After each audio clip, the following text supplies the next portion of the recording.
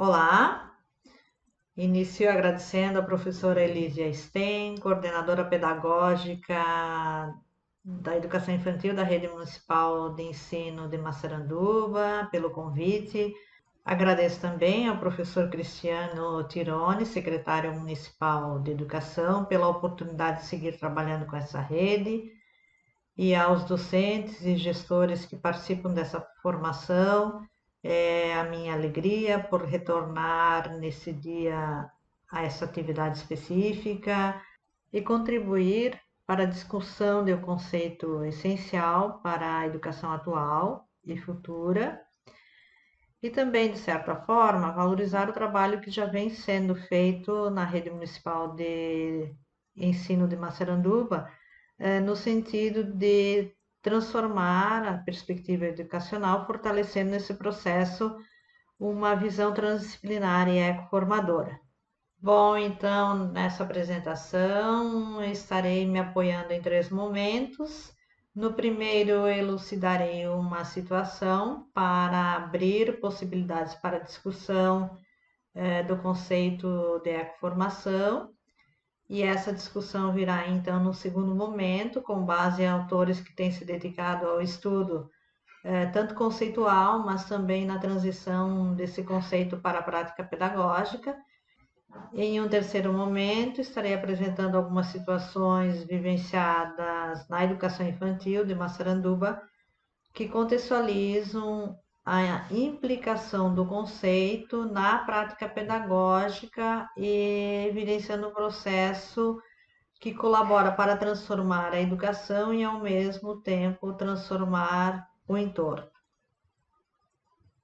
Bom, então, para contextualizar, eu vou trazer um exemplo do Edgar Morin, em uma palestra em que ele discutia a educação atual e questões relacionadas às incertezas sobre o futuro, como sempre ele tem feito muito bem, e ele evidenciou o potencial transformador que nós temos. E para elucidar isso, ele trouxe o exemplo da lagarta, que sofre um processo de autotransformação muito grande para finalmente se transformar então em uma borboleta. Ele lembrou que esse processo inicia pela lagarta rastejando, então é um processo que exige muito esforço. E esses dias de isolamento, trabalhando remotamente, possibilitaram observar esse processo. E é um processo muito interessante de observar, porque a lagarta passa muito tempo se alimentando, até que chega um momento que ela vai escolher um lugar para fazer o seu casulo. E esse local pode ser bastante distante do seu local de alimentação. Então ela começa um processo de transformação na própria construção do casulo, até que finalmente ela consiga ter um abrigo suficiente para passar por dias dentro desse casulo, e finalmente chega um momento em que ela sai transformada dessa casa que a abrigou por longos dias.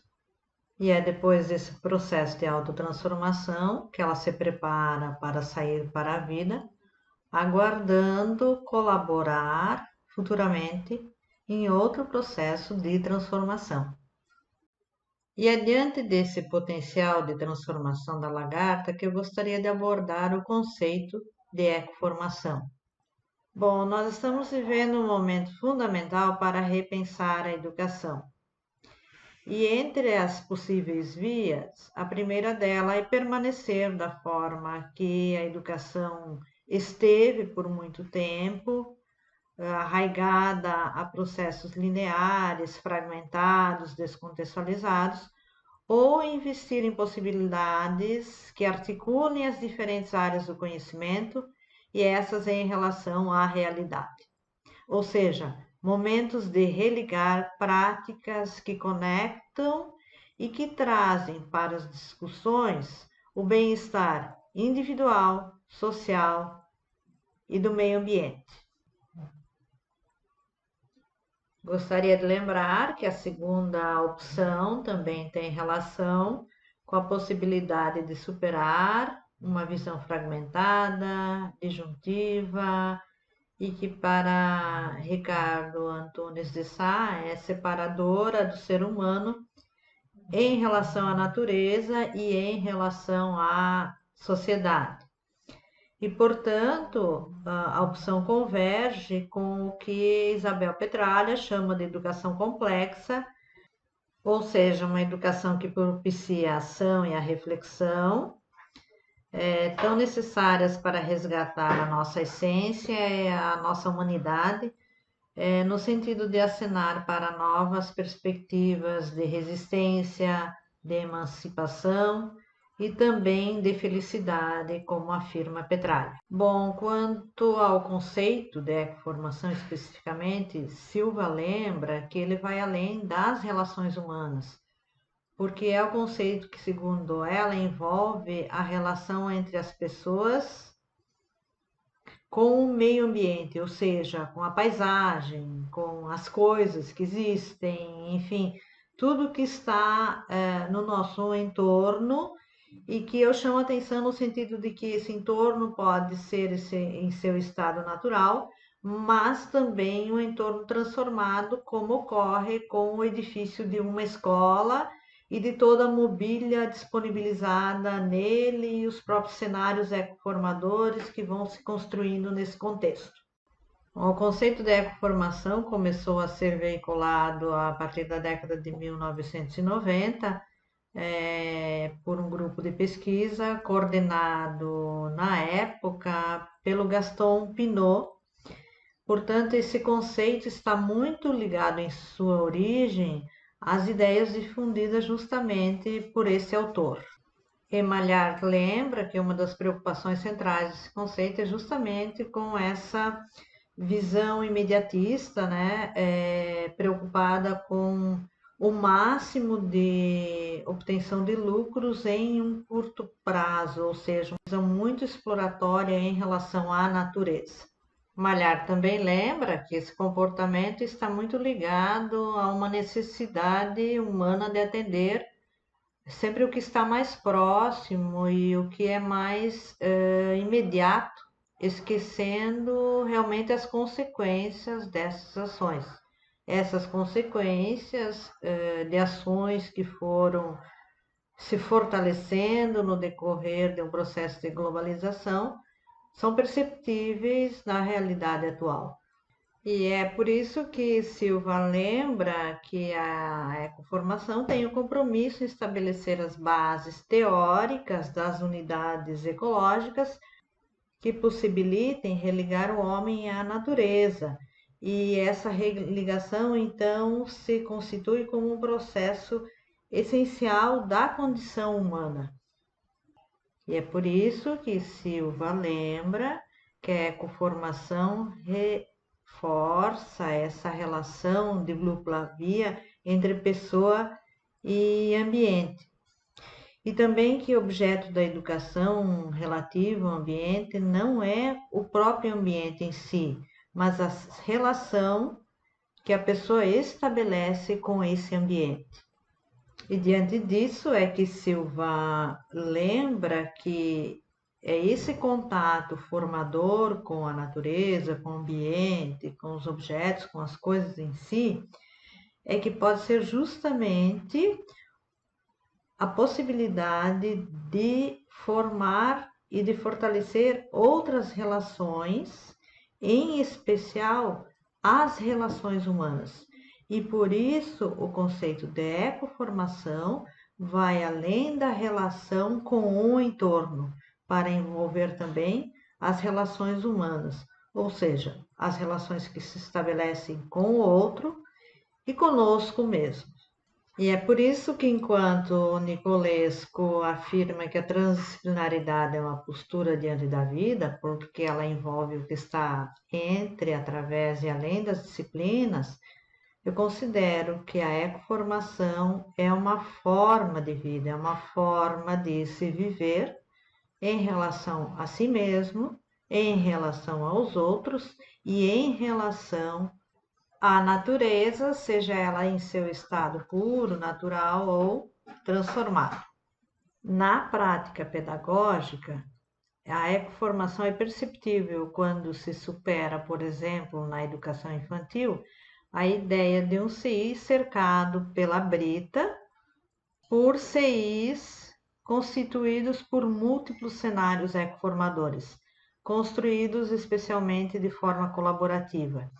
É nesses cenários que se possibilitam relações da criança com ela mesma, são relações que fortalecem seu autoconhecimento, a compreensão acerca de si mesmo, a compreensão da compreensão que essa criança tem acerca da realidade, aprofundando no decorrer dos anos esse processo, mas também a relação que estabelece com os outros. Afinal, que relação é essa? É uma relação baseada no individualismo, é uma relação baseada na solidariedade, no espírito de colaboração.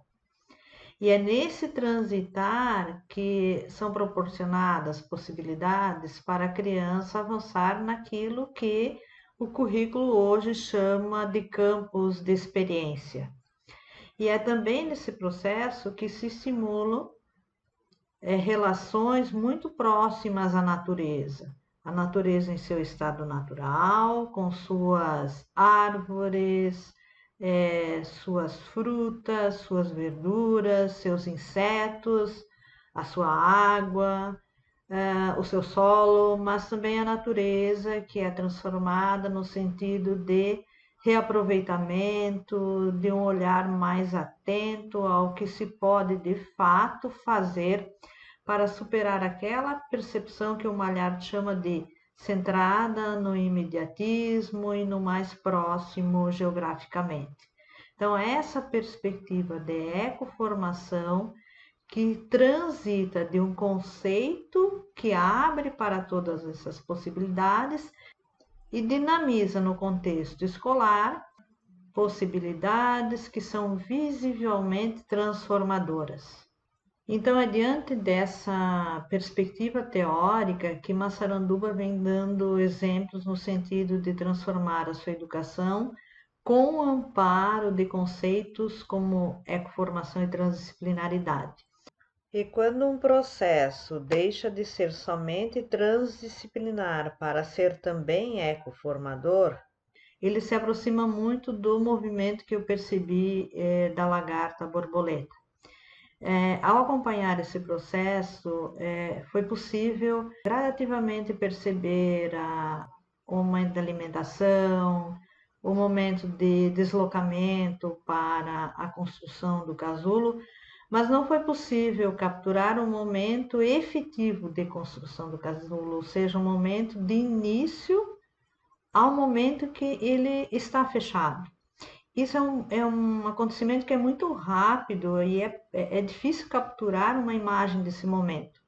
Como é difícil capturar uma imagem do momento em que a borboleta está saindo do seu casulo. Então, eu gostaria de lembrar que a ecoformação traz essas possibilidades para a transdisciplinaridade, ela acelera esse processo em determinados momentos e que, quando são perceptíveis, eles já estão se constituindo, eles já estão em processo bem significativo de transformação. Então, quando se trabalha de forma transdisciplinar e ecoformadora, esse processo de relação e bem-estar consigo, com o outro e com o ambiente externo se acelera.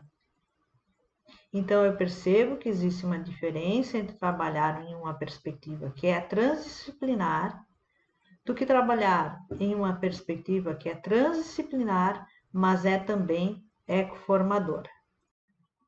Com isso, eu concluo lembrando de uma fala de Morin, quando ele afirma que em muitos lugares existem iniciativas e que, apesar de poderem ser consideradas em pequenas escalas, elas estão sendo feitas com uma verdadeira vontade de transformar. E é assim que eu sinto e percebo o trabalho da rede municipal de Massaranduba. Muito obrigada.